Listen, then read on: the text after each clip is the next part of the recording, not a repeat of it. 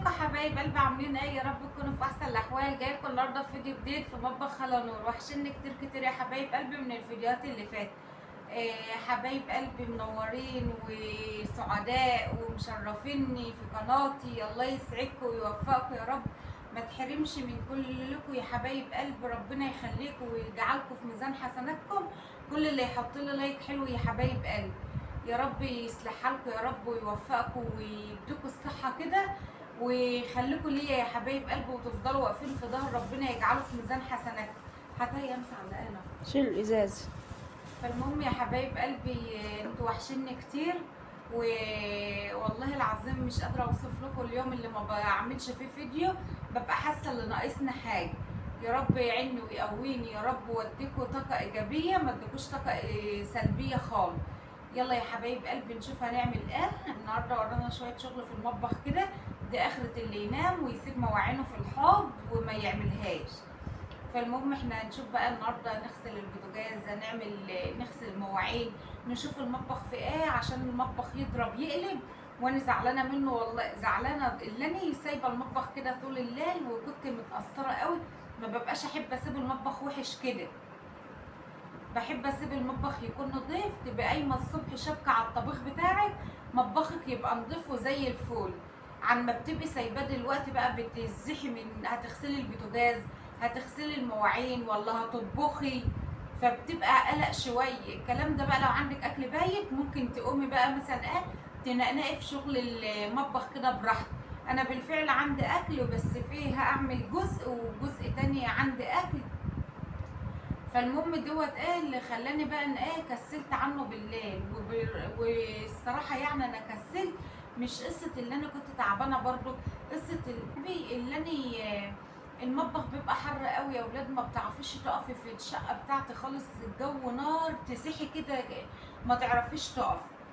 يلا يا حبايب قلبي عشان المقدمه طولت قوي، وعشان حبايبي واخواتي اللي يشوفوني يحطوا له لايك حلو، واول مره يشوف قناتي ما ينزل يشترك عشان يوصل له كل جديد يا حبايب قلبي. فعلوا كلمه الكل عشان يوصل لكم كل جديد مني. كل ما انزل فيديو يقوم جاي لكم اشعار تتفرجوا على الفيديو بتاعي وتحطوا اللايك حلو كده. الله يسعدكم ويوفقكم يا رب ويرزقكم الخير والهنا يا رب. يلا يا بنات نشوف هنعمل ايه. يا حسن الصدى يانا يا امه، تعالوا شوفوا كده المطبخ يا ولاد. يا خراشي اول مره تحصل. والبوتاجاز كنت سلقه باميه ووقعت على البوتاجاز، وديت قهوه ومرينال باين موقعاها هي. وشوفوا الرخامه والازايز، وشوفوا الرخامه شكلها وحش ازاي. اول مره مطبخي يبقى وحش كده بصراحه. فانا بقى انا هستف الغسل، هاخد يعني صوت دي يا خلاص. اول مره تحصل معايا ان المطبخ يبقى مش حلو كده يا بنات.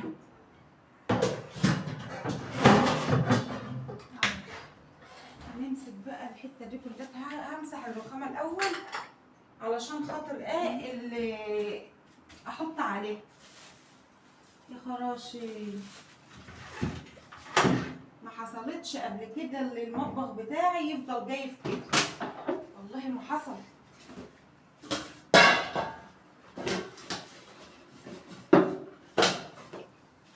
احط اهو،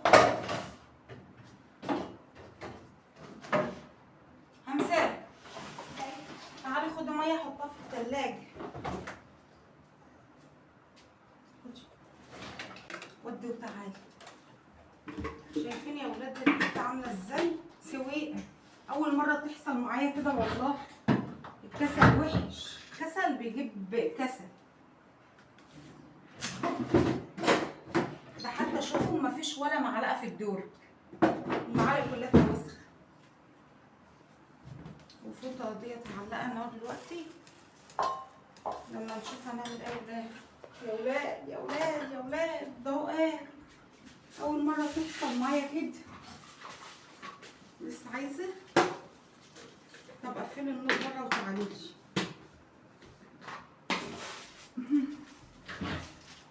يا خراشي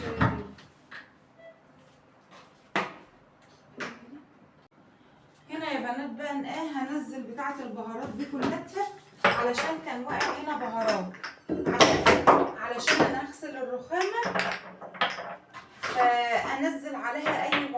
عليه اهو. همسك بالقماشه النظيفه الناشفه دي، تمسح كده على الناشف التراب ولا البهارات اللي واقعه دي اهو.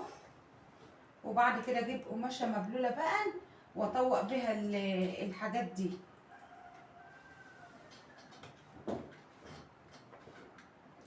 اهو يا ولاد. همسحه كده اهو عشان كلته كان تراب والواحد كان مكسل عنه، فقلت بقى جه اليوم اللي الواحد يعمله. هو المطبخ اصلا عندي كان عايز يتنجر، وبرغم اللي انا مروقاه والله ومخلياه زي الفل، بس المطبخ اللي سبته امبارح واهملت فيه.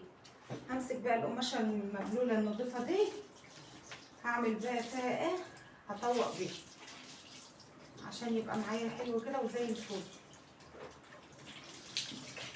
اهو يا ولاد. كده معايا قماشه نضيفه اهي. تعالي يا رنال كده، همسح كده اهو. تعالي يا رنال، همسح الحتت دي بيبقى مطرطش عليها من ايد الواحد من زياته، لازم اعمل. سيبها يا رنال مش وقته. تعالي ننور الروم كده اهو يا ولاد. شايفين خدي يا امس البقع البهارات دي؟ اعملي احط الفتاه تحت الميه او حط قماشه اي لا سيب حاجه الفتاه اهو يا ولاد. امسح بس ايه من مطرح ايد العيال كده اهو، ولا البهارات تتوقع اهو كده اهو بالقماشه النضيفه كده اهو مبلوله اهي، وتطوقي بها حلو كده اهو، تبقى الحته معاكي زي الفل. يلا تنشطي وتشجعي، اعملي اللي وراكي، ما تكسليش. الصيف بيحب النظافه. يا رب سترك ورضاك يا رب، يا رب اشفي كل مسلم يا رب من المرض اهو يا ولاد. امسك برضك الخرق ده اهي، امسحها كده اهو. بتبقى فيها بهارات واقعه، ولا لما تكوني ملبوخه بقى وبتطبخي على السريع الحاجه بتبقى ايه، ايدك بتوقع غصب عنك. فانا قلت طالما هغسل الرخامه بقى اقوم ايه مسحه حته البتاع دي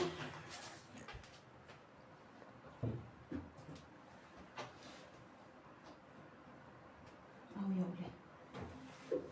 قشطه، نظافه جميل.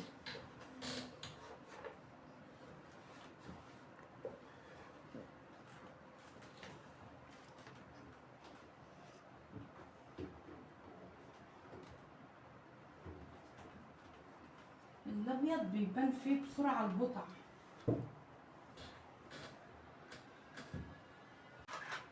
همسك بقى البهارات اطلعها في المكان اللي انا مسحته اهوت وخليته زي الفل. ارص بقى البهارات فيه.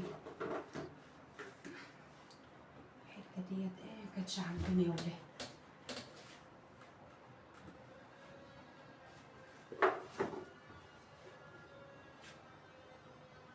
النص بقى ايه الحاجات كده، الفلفل الاسمر والملح والايه، نحط الدقه، نحط الشطه، حته الكزبره، بهارات الكبده، الفابريكا،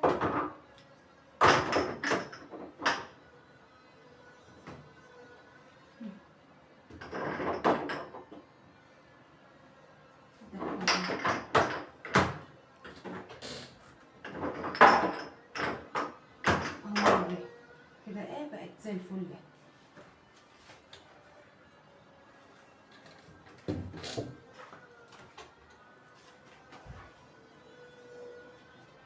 مسحت كده احطها اهو عقبال ما نخلص. هنزل برضك الحاجات دي واعمل دي برضك. هنا يا حبايب قلبي بقى المسكت دي برضك اهوت.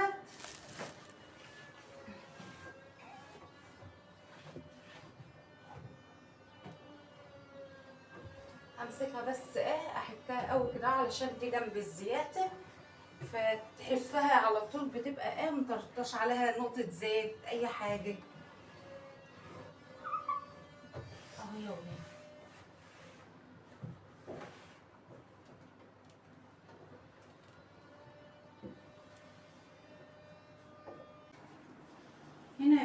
مسحتها اهوت وخليتها زي الفل. همسك بقى الرخامه اهو برضه بمسحها علشان امسحها واغسلها برضه تبقى نضيفه اهو يا ولاد. امسكها بقى بالسلك كده. هاتي يا امسه يلا. حط التليفون بتاع الشاحن همسكها كده وحط بتاع ماما. بسلكه نضيفه والصابونه وندعك الرخامه ونخليها زي القشطه.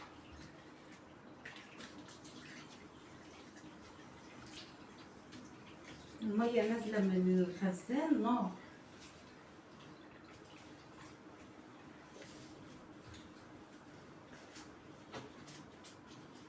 ايدك في المطبخ على طول كده اهو تلاقي مطبخك نظيف وزي الفل. انا اللي كان مكسلنا عنه امبارح زي ما قلت لكم والله الواحد كسل من الحار.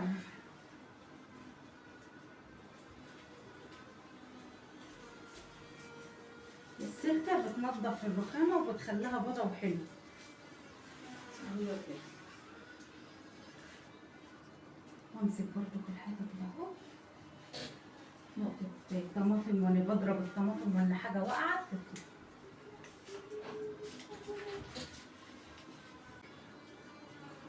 اهو يلا.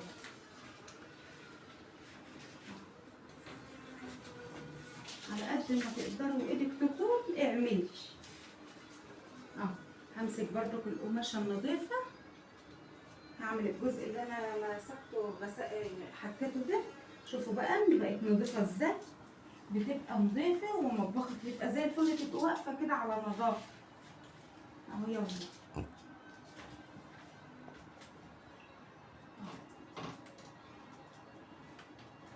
هغسل القماشه برضو وارجع اعيد عليها وبقماشه بقى مبلوله كده نضيف. يعني كده لميت الصابون اللي عليها اهو وبقت بيضه وزي القشطه معايا اهو يلا. هغسل بقى برضو القماشه وارجع اطوقها تاني. نظافه جميله. حطوا اللايك يا بنات لو وصلتوا لغايه كده. لايك حلو كده من عندكم لاختكم كده اللي هتتسطروا وتفرحوا يا رب في حق جاي النبي. كل اللي يحط لي لايك اهو يا بنات. رايكم شوفوا بقى بياض دي من دي وسخه ازاي.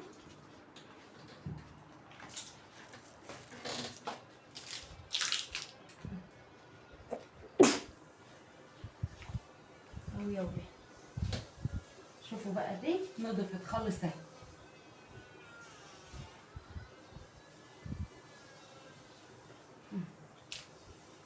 اهو يا حبايبي دي كده فل فل شمعه منوره.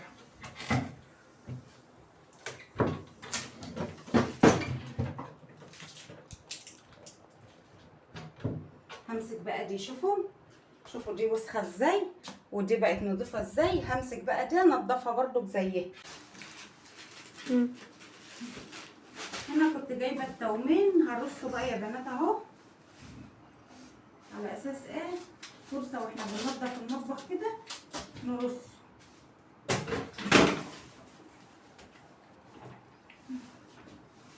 الازازه مش نافعه.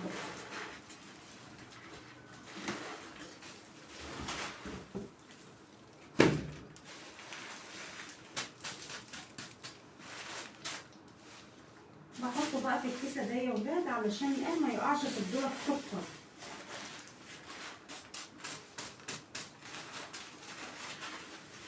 كده واقوم بقى حاطاه في الضمن. يا رب سترك ورضاك يا رب. ونحط الزيت جنبه.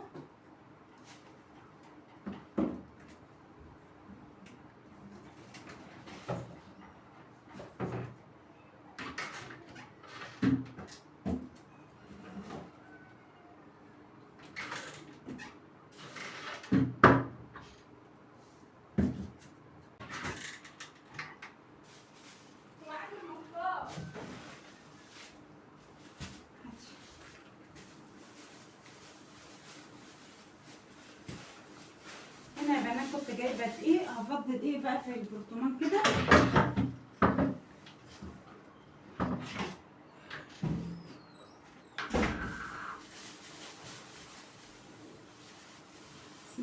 الرحمن الرحيم.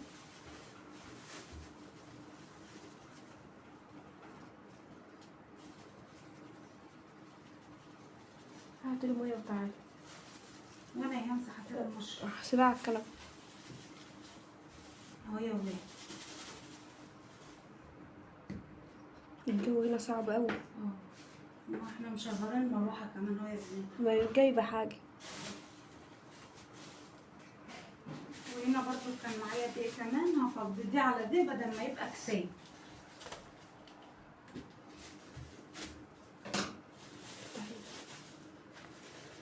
كل زي الصور الصغيرة.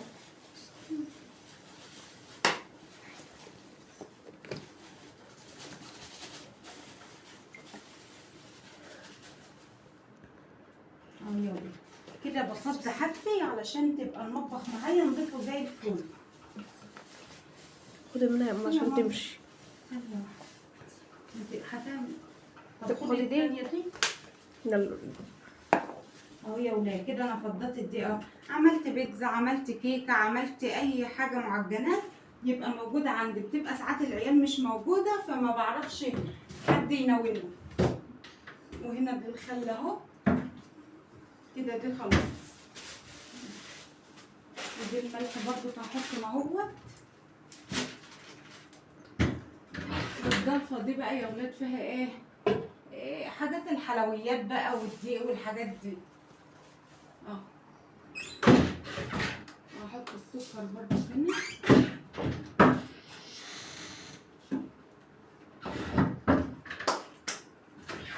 ودي بتبقى نضيفة برضو اهي كده بقى في الرخامة معايا زي القشطة. ثانية واحدة يا ولاد، حطوا اللايك يا ولاد عقبال المشروع. والله المية جميلة طالعة من التلاجة ساقعة وحلوة. 5 دقايق تلاقي الازازة قامت سخنة تاني. عايزة اجرب الليد ده يا رينال وخايفة اجربه يفرقع تاني. اجربه. اجربه. الليد ده يا ولاد مش عارفة فرقع ليه. شكله كده. تعالى كده جربيه يا رينال. يا رينال. لا يا اختي انا خايف. كان بينور والله وحلو. اما ابو رينال يجي بقى يشوف له صرفه. هنا بقى الدرج دول. هنا حبايب قلبي دي شنطه بنجيب فيها العيش بحطها بقى في الدرج هنا. تعالي حط الفيش. كده انا خلصت اهو. والازايز دي برضو هتتملى وتتغسل. احطها بس في مكانها كده اوسع لنفس الطريق. وامسك هنا بقى ايه، امسك كده في ايدي كمان. وامسك الفوطه دي. خدي يا امس. عشان المواعين اللي انا اغسلها احطها على همسه بتنضف في شعرها كل شويه واقفله. خلصي. ودي دي بره وتعالي حطي ديت حطي الفيش. كده انا ايه عملت ديت عشان اغسل المواعين واحط عليه. بس قبل المواعين بقى انا هغسل السفايه ده الاول. صفيت المعلقه البقره اهي. لازم ايدك تبقى فيها على طول علشان خاطر بتعمل زلمقه وريحه وحشه واحنا في الحر. فدايما تصفي الميه اللي فيها واعمليها علشان خاطر ما يبقاش فيها وساخ. هغسل بس الطبق الكبير ده عشان اذا احل الحته. بص خدي خطوات العربي بس. اهو يا ولاد عشان تطلع هنا تتغدي الاول عشان مش هتيجي غير الساعه 4 عشان احنا ماشيين. هنا يا ولاد هغسل بس الصفايه هي واخليها زي القشطه علشان المواعين اللي هغسلها اصفاها فيها. ما تعينيش المواعين مبلوله علشان خاطر الصراصير والحشرات في الصيف.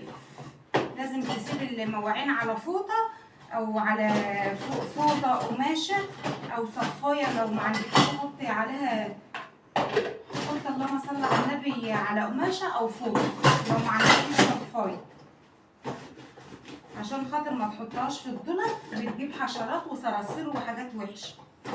فانت خلي بالك من نقطه زي دي. اهي اهو خدناها ايه زي القشطه.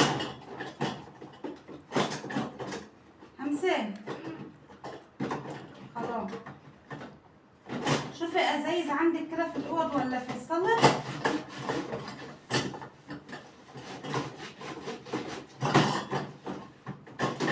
ايدك زي ما قلت لك في النظافه ديت اول بقى الصفايه دي. لسه.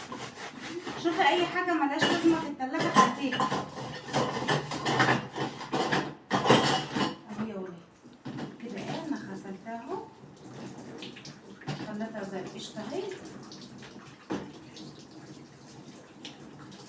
المطبخ لازم ما تسيبوش كتير وتعملي زي كده خالص. انا مش نسيته، انا نسيت عنه بالليل عشان كسلت، وغير كده وكده كان الجو حار ما بعرفش اقف في المطبخ بالليل. فدي هو السبب اللي كانت المواعين كانت عندي بتاعت العشاء والغدا كنت مكسله عنها برضه. الحر مخلي الواحد مكسل يقف في المطبخ. دي ايه؟ انت جايباها ليه؟ سابت كل اللي في التلاجة وجايبه ايه؟ حطي. يا ولد هسيبها بقى هنا تصفى شويه عقبال ما اغسل البتاع بتاعتها دي.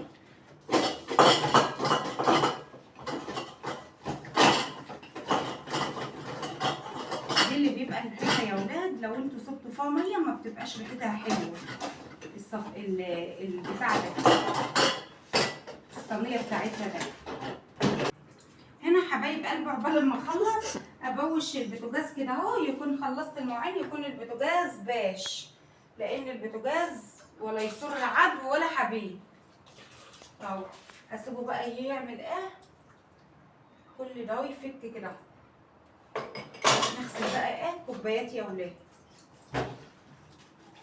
اول حاجه نغسلها كده الكوبايات علشان خاطر الزليطه والقرف ما ينزلش فيها زليطه الاكل. نمسك الكوبايات نمرشها مرشه حلوه كده اهو. وانا حاطه هنا في العلبه ديت معايا خل على بريل. الخل حلو بيشيل الجراثيم، والبريل بيخليها زي الفل. البريل اللي هو الصابون السائل. ماما كده خلاص بقى اهو يا ولاد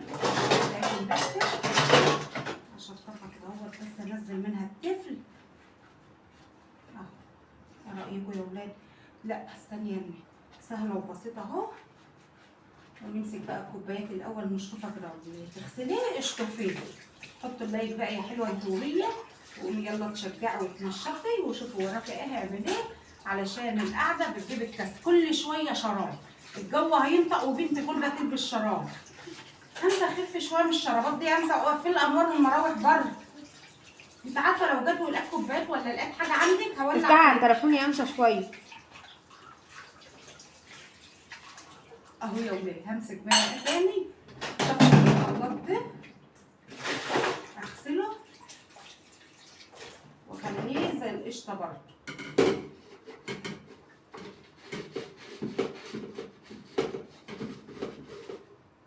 الحاجه اللي تخاف عليها اللي زي الازاز اغسليها الاول وقبل ما تحطي في ايدك في الزليطه. اهو يا ولاد.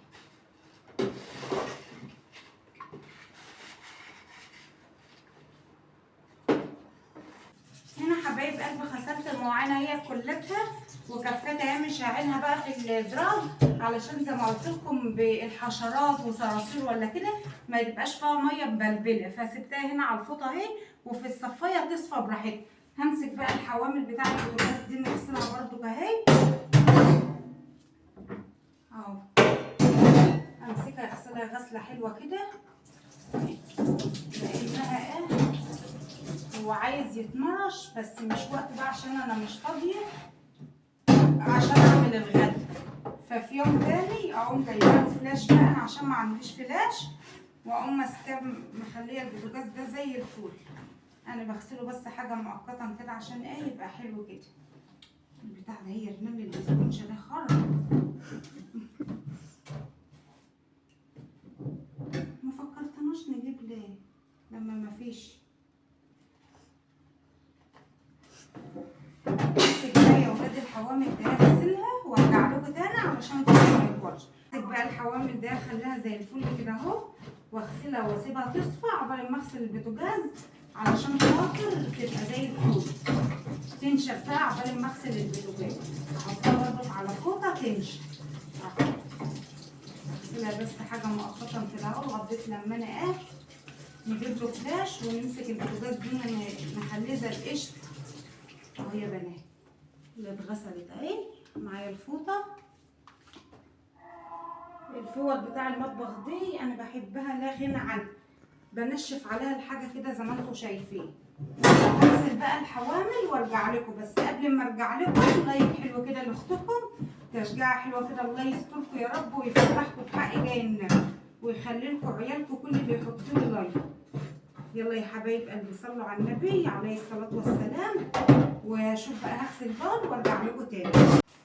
هنا يا حبايب قلبي بقى انا بوشت البوتاجاز اهو، بلم القهوه اللي على ديت. الابله رينال سرحت امبارح، كانت بتعمل لابوها كوبايه قهوه، وقفت تتكتك في التليفون وسرحت لما قامت كوبايه القهوه واقعه مني. فاحنا بنلم بقى. انا كنت سايباه يبوش اهو، هلم بس الميه اللي على ده اهي علشان ادعكه على نظافه. اكره على قلب البوتاجاز يبقى وسخ، وغير كده وكده بالذات القهوه. عندي القهوه دي بيحطوها على البوتاجاز وينسوها. القهوه ما بتاخدش وقت ما تقفوا جنبها يا ولاد، مفيش فايده. ساعة بقى اما بلاقي كوبايه القهوه الصبح واقعه اعصابي بتتعب بقى بالفور كده. وانا قلت لهم اللي يوقع قهوه يشيلها يا ولاد، يمسحها على طول عشان البوتاجاز يفضل نظيف. هي بقى استغلت اللي انا كنت بعمل باميه وفرت مني ووقع ميه الباميه وانا كسلت على البوتاجاز. قالت لك وسخه بوسخه بقى اما اسيبه لامي اهو يا ولاد. همسكه بقى ايه بشويه خل كده بيطلع برضك الوساخه حلو، وشويه بريل، وادعكه بقى وامرشه كده مرشه حلوه علشان يبقى زي الفل معانا. هدعكه بقى يا ولاد وارجع لكم تاني. هنا يا حبايب قلبي خلصت البوتاجاز اهو، لهم كده يا رنال، ومسكت الحوض اهو هخليه برضك زي الفل اهو يا ولاد. همسك كده اهو بالسلكه بقى القديمه ده اهي قبل الحاجه كده اهو، علشان تبقي انت خارجه من المطبخ اكن الشقه بتبقى نضيفه بقى لما بتخلصي. لو ان الشقه والله ما بتنضف من العيال. همسك الحوض كده وامرشه كده مرشه حلوه يبقى معاكي زي الفول. تشبكي بقى في الغدا مطبخك يبقى زي الفل وحتتك حلو اه. وهنا نقع الفوط والحاجه دي بغسل بيها وبمسح بيها اهو يا ولاد.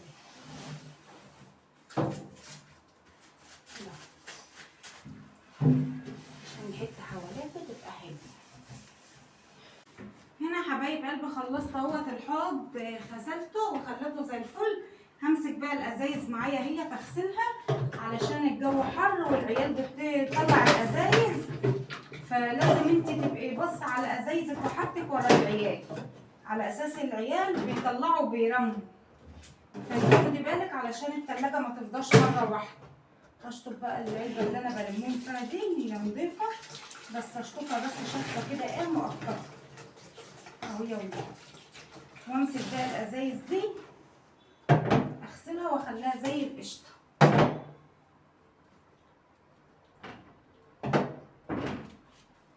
معايا هنا اهوت البوشه اغسلهم كده اهو علشان ايه بحط ميه كتير في التلاجة بسبب الجو حر والعيال كل شويه بتشد ازاز. اغسلهم غسله حلوه كده اهو من مطرح فوق العيال تبقى مرميه على الارض يجي فيها حاجه وحشه. تانية في ايدك في الحاجه كده اهو حطيتك تبقى زي الفول.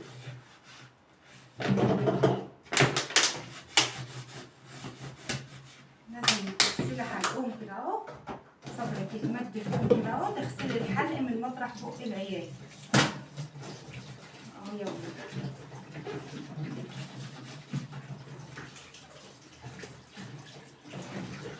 اغسلها مره واثنين وثلاثه كده عشان الجريد، واسيبهم يسخنوا وفي الاخر بقوم مليهم بقى. يبقى مطبخك حلو، جالك ظرف وخرجتي تبقى مطبخك رايق ونظيف وازايزك مليانه وحتتك زي الفل. جالك الله يقدر مشوار فجاه، حاجه فجاه، تبقى حتتك نظيفه.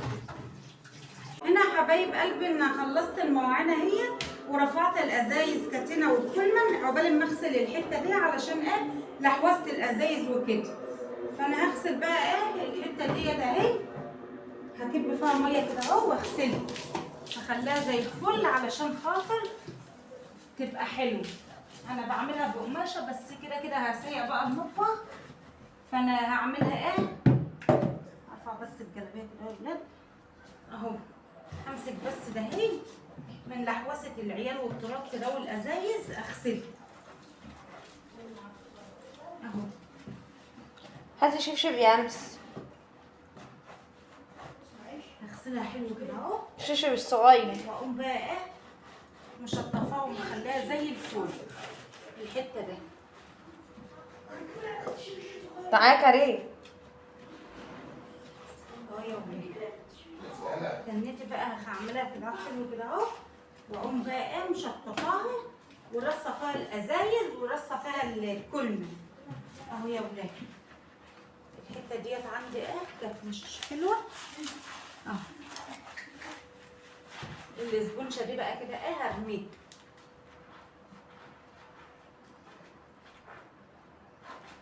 اهو يا حبايبي. هجيب بس الحته بتاع الارضيه ده اهي كده اهو خلاص. هنا يا حبايب قلبي بقى هشطف الحته اهو، واقوم بقى رصه الازايز على نظافه زقها على جنب يا امس اهو يا بنات. همسكها بقى انشفها كده اهوت بقماشه ناشفه، واقوم رصه فيها الازايز ورصه فيها الكلمه. بحط الكلمه هنا اهو. همسكها بقى كده اهو زي الفل كده اهو، ونمسك الارضيه برضو نخليها زي القشطه،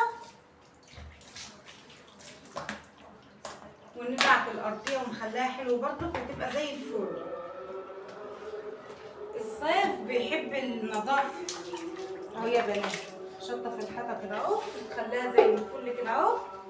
هخلص بقى من دي وارجع لكم تاني.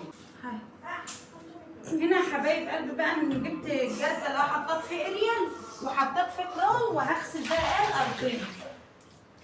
هخلي الارضيه كده ندعكها ونخليها زي الفل. هاتي يا همسه الميه اللي تيجي عندك دي اهو يا ولاد.